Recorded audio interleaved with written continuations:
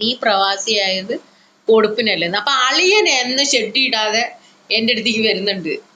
അപ്പൊ ഷെഡിടാതെ വന്ന് എന്നെ ഇട്ട് പരിപാടി എടുക്കുന്നുണ്ട്, കറക്റ്റായിട്ട് പണിയുന്നുണ്ട്. ആ പണിയുന്നത് കൊണ്ടാണ് പുള്ളിക്കാരന് കൊടുപ്പല്ലേ എന്ന് മനസ്സിലായി. അല്ലെങ്കിൽ എങ്ങനെ മനസ്സിലാവും? ഞാൻ കൊടുക്കണ കാര്യം ഈ പുള്ളിക്കാരനെ എങ്ങനെ മനസ്സിലാവും? പറയാനുള്ളത്, നീ ഷെഡ് പോലും ഇടാതെ നീ എൻ്റെ അടുത്തേക്ക് വരുന്നുണ്ട്, പണിയുന്നുണ്ട്, നീ പോകുന്നുണ്ട്. അതുകൊണ്ട് ഞാൻ കൊടുപ്പാണെന്നുള്ളത് നിനക്ക് മനസ്സിലായി. So I think you think അപ്പൊ നീ ഷെഡിയെങ്കിലും ഇടാൻ മറക്കരുത് പ്ലീസ്. ഞാൻ കൊടുപ്പാണെന്നുള്ളത് നിനക്ക് ഇത്ര വ്യക്തമായിട്ട് അറിയുന്നുണ്ടെങ്കിൽ നീ എൻ്റെ കൂടെ കിടന്നിട്ടുണ്ട്. ഓക്കെ?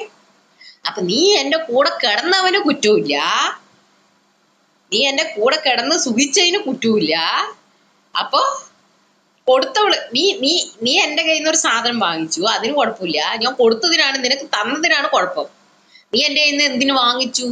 അതാണ് എനിക്ക് ചോദിക്കാനുള്ളത്. അപ്പൊ ഞാൻ കൊടുപ്പുകാരിയാണെന്ന് നിനക്ക് എങ്ങനെ മനസ്സിലായി? എൻ്റെ കയ്യിൽ നിന്ന് വാങ്ങിച്ചത് കൊണ്ടാണല്ലോ നീ ഞാൻ കൊടുപ്പുകാരിയാണെന്ന് മനസ്സിലായത്.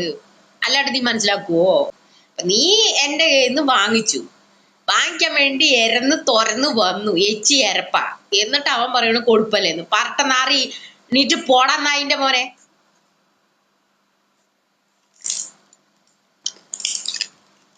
ഇല്ലെങ്കിൽ ഇങ്ങോട്ട് വാട്ടാ, അടുത്ത ക്വസ്റ്റ്യൻ കൊണ്ട് വാ. പിൻ ചെയ്തിട്ടായിരിക്കും എല്ലാവർക്കുള്ള മറുപടി ഞാൻ കൊടുക്കുക. നല്ലവനായ ഉണ്ണി വരുന്നുണ്ട്, ചുറ്റുണ്ട്. ഇനി അടുത്ത ഉണ്ണിയുടെ വക എന്തെങ്കിലും ഉണ്ടെങ്കിൽ ബാക്കി ഞാൻ പറയാം. നീ മറുപടി കൊടുക്കണതൊക്കെ നിന്നറിയോ? അങ്ങ് കമന്റ് ഇട്ടും കൊണ്ട് ഓടാൻ നിൽക്കണ്ട. അപ്പടെ പിൻ ചെയ്യും. പിൻ ചെയ്തിട്ട് ഞാൻ അങ്ങ് കൊടുക്കും. എനിക്ക് തരാൻ പറ്റണ മറുപടിക്ക് ചോദ്യത്തിന് ഞാൻ മറുപടി തരുള്ളൂ കേട്ടോ. അണ്ണാക്കിലേക്ക് തരാൻ പറ്റുന്ന ഒരു ചോദ്യം ഉണ്ടാവല്ലോ, എൻ്റെ അണ്ണാക്കിലേക്ക് തന്നല്ലോ, തിരിച്ച് അങ്ങോട്ട് തരിക എന്നുള്ളത് എന്റെ പോളിസിയാണ്. നീ 8ന്റെ പണി തന്നാൽ ഞാൻ 16ന്റെ പണി തരും. ഈ പണി തരുന്നവര് ഒരു ചിന്തയേ ഉള്ളൂ, ഞാൻ അവൾക്ക് 8ന്റെ പണി കൊടുക്കും. അപ്പൊ ഈ പണി തരുമ്പോ 8ന്റെ പണി ഇത് കൊടുക്കും എന്ന് പറയുന്ന ആ മന്ദബുദ്ധികളോട് എനിക്ക് പറയാനുള്ളത്, എടാ പണി എന്ന് പറയുന്നത് കൊടുക്കാൻ മാത്രമുള്ളതല്ല, തിരിച്ച് അതേപോലെ 2 ഇരട്ടി വാങ്ങിക്കാനും പറ്റും, തരാനും പറ്റും. നല്ല തൻ്റെയുള്ള ഒരുത്തനാണ് നീ കൊടുത്തിട്ടുണ്ടെങ്കിൽ അതുപോലെ തിരിച്ചടി വരും. അതുകൊണ്ട് മൂട്ടിയിട്ട് ഓടിക്കോ. ഇനി ചോദ്യങ്ങളുമായിട്ട്, കൊണച്ച ചോദ്യങ്ങളായിട്ട് ഇങ്ങോട്ട് വാട്ടാ. 10,000 കണ്ടം വഴി ഓടിപ്പോയ നയിന്റെ മോന് പോയാ? അടുത്ത് ഇങ്ങോട്ട് വരട്ടെ, ചോദ്യങ്ങളായിട്ട് ഇങ്ങോട്ട് വരട്ടെ. എൻ്റെ ലൈവിൽ ഏതെങ്കിലും കൊണച്ച ചോദ്യമായിട്ട് വന്നിട്ടുണ്ടെങ്കിൽ പച്ചക്കുള്ള മറുപടി ഞാൻ അങ്ങ് തരും. ഞാൻ അങ്ങ് പിൻ ചെയ്ത് വെക്കും. കാരണം എന്താണെന്നറിയോ, ഇവര് ചോദ്യവും ചോദിച്ചിട്ട് അങ്ങ് ഒരൊറ്റ മുങ്ങലാണ്. ഇങ്ങനെ ടൈപ്പ് ചെയ്യോ ഒരൊറ്റ മുങ്ങല്. അങ്ങനെ മുങ്ങാൻ ഞാൻ സമ്മതിക്കില്ല. ഞാനിപ്പോ നിങ്ങളൊരു ചോദ്യം ചോദിച്ചു, അതിങ്ങനെ സ്ക്രീനിൽ ഇങ്ങനെ പോയിക്കൊണ്ടേയിരിക്കും. പിന്നെ ഞാൻ മറുപടി പറയണതാണ് കാണുക. അപ്പൊ സ്ക്രീൻ റെക്കോർഡ് ചെയ്യുന്നവർക്ക് ഈ കമന്റ് കാണൂല. ഈ കമന്റ് കാണണം, ആരാണ് ഇത് ഇട്ടിരിക്കണത് എന്നുള്ളത് കാണാൻ വേണ്ടി ഞാൻ എന്ത് ചെയ്യുന്നറിയോ? ഞാൻ അത്ര മന്ദബുദ്ധിയൊന്നുമല്ല. ഞാൻ എന്ത് ചെയ്യും, ഞാൻ അതങ്ങ് പിൻ ചെയ്ത് വെക്കും. പിൻ ചെയ്ത് വെച്ചിട്ട് മണിക്കൂറോളം ഞാൻ എൻ്റെ എല്ലാ പരിപാടിയും എന്തുകൊണ്ട് ഞാൻ പറയേണ്ടതൊക്കെ പറഞ്ഞു തീരുന്നവരെ അവരിൻ്റെ പ്രൊഫൈലിന്റെ പേര്, കാര്യങ്ങൾ, ഡീറ്റെയിൽസ് ചോദിക്കുന്നത് എല്ലാം ഇവിടെ അങ്ങ് കിടക്കും. എന്നിട്ട് ഞാൻ അത് പറയേണ്ടതൊക്കെ പറഞ്ഞ് അവരെ അങ്ങ് വലിച്ച് കീറി ഒട്ടിച്ച് പണ്ടാറടങ്ങി അലക്കി തേച്ച് അയൺ ചെയ്ത് ഞാൻ ആ തോർത്തി ഇടുന്നവരെ ആ കമന്റ് അവിടെ കിടക്കും. ഞാൻ പിൻ ചെയ്ത് വെക്കും. എന്നിട്ട് പതുക്കെ ഞാൻ പറഞ്ഞു. ഓക്കെ, ഇതാണ് എൻ്റെ ഇനിയുള്ള തീരുമാനം. ആരെങ്കിലും കുളച്ച ചോദ്യം കൊണ്ട് വന്നിട്ടുണ്ടെങ്കിൽ ഞാനിതാ ചെയ്യാൻ പോണത്. അപ്പൊ സ്ക്രീൻ വീഡിയോ എടുക്കുമ്പോൾ എന്താ ചോദ്യം ചോദിച്ച ആളിനെ കാണാനേ ഇല്ല. പിന്നെ ഇങ്ങനെ വന്നുകൊണ്ട് ചക്കച്ചക്കേന്ന് അടി കൂടെ കമന്റ് വന്നുകൊണ്ടിരിക്കുകയല്ലേ. അപ്പൊ പിൻ ചെയ്ത് വെക്കുക. എല്ലാവരോടും ഞാൻ പറയുന്ന കാര്യങ്ങൾ പിൻ അങ്ങ് ചെയ്ത് വെക്കണം. എന്നിട്ടാണ് നമുക്ക് പറയാനുള്ളത് അങ്ങ് പറയണം.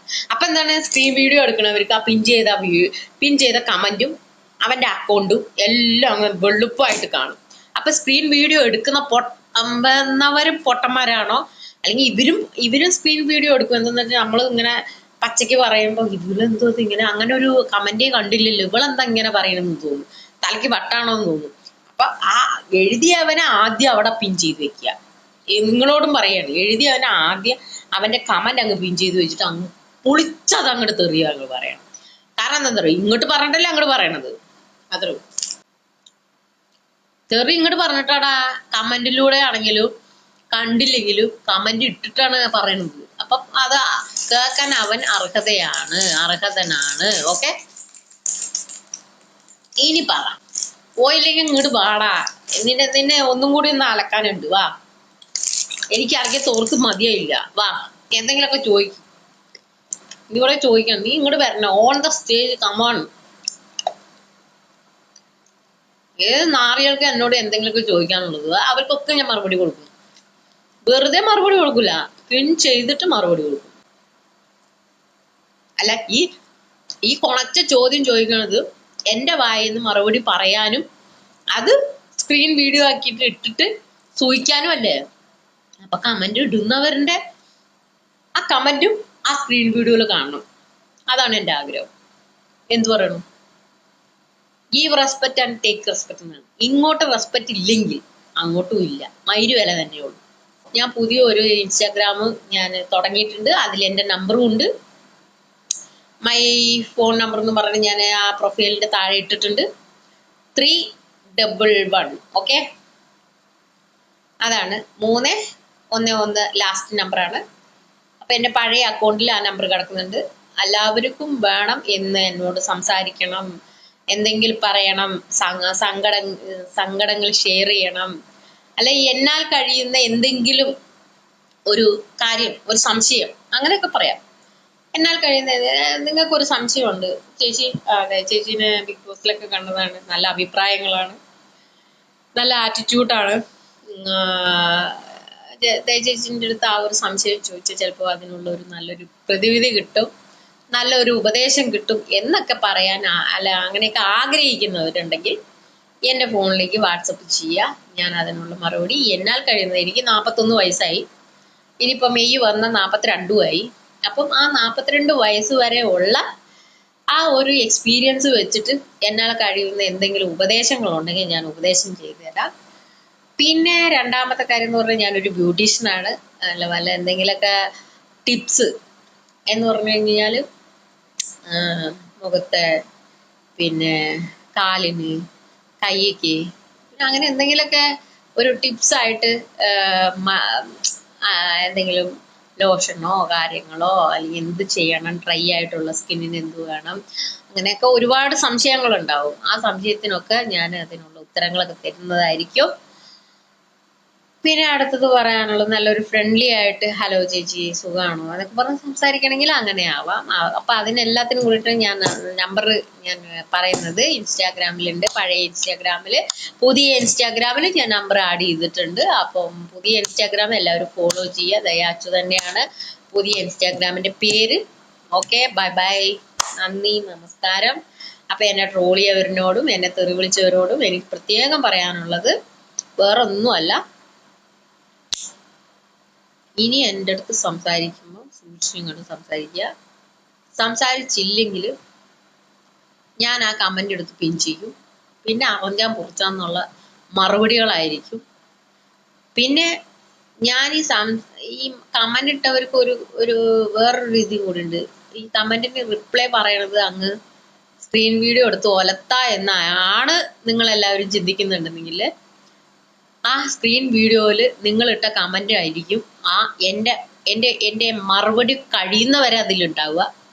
അപ്പം അത് ഏറ്റുവാങ്ങാൻ തയ്യാറുള്ളവർ, ധൈര്യമുള്ളവർ, അണ്ടിക്കുറപ്പുള്ളവർ, ചങ്കൂറ്റമുള്ളവർ, നട്ടലുള്ളവർ ഒക്കെ, അല്ല ഇതെല്ലാം കേൾക്കാൻ തയ്യാറുള്ളവർ ഓക്കെ കമന്റ് ഇടുക ധൈര്യമായിട്ട്. Okay, tata, bye bye, good night, see you dreams, love you. Okay, by.